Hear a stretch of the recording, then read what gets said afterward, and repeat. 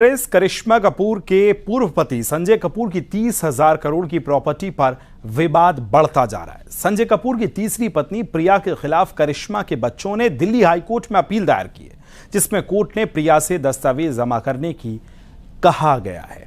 अब रिपोर्ट देखिए पूरा विवाद क्या है।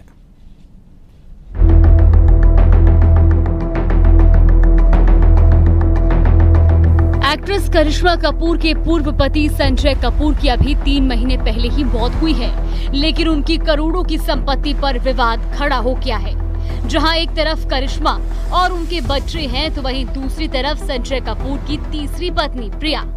30,000 करोड़ की संपत्ति का ये विवाद है। करिश्मा के दोनों बच्चों ने प्रिया कपूर पर धोखाधड़ी का आरोप लगाते हुए दिल्ली हाईकोर्ट में याचिका दायर की है। उनका कहना है कि 21 मार्च 2025 की जो वसीयत दिखाई जा रही है वो नकली और फर्जी है।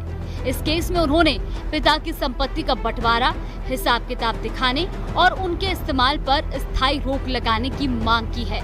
हाईकोर्ट ने संजय कपूर की पत्नी प्रिया कपूर को नोटिस जारी किया और संजय कपूर की सभी संपत्ति की लिस्ट देने को कहा है।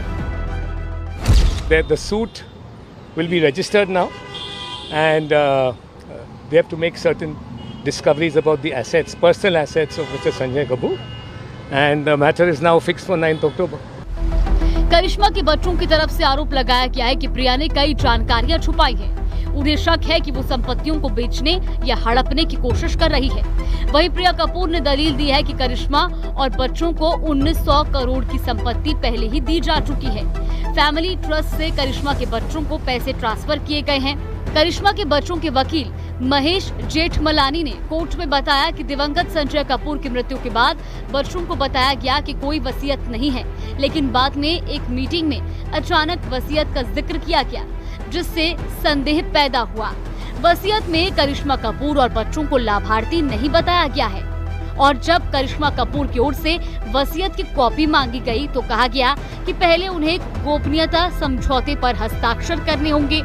वसीयत की निष्पक्षता पर सवाल उठाए गए हैं। हाईकोर्ट ने इसकी कॉपी मांगी है। कोर्ट ने प्रिया कपूर को संजय कपूर की संपत्तियों की सूची दाखिल करने का निर्देश दिया है। सभी चल अचल संपत्तियों की जानकारी कोर्ट में पेश करनी होगी।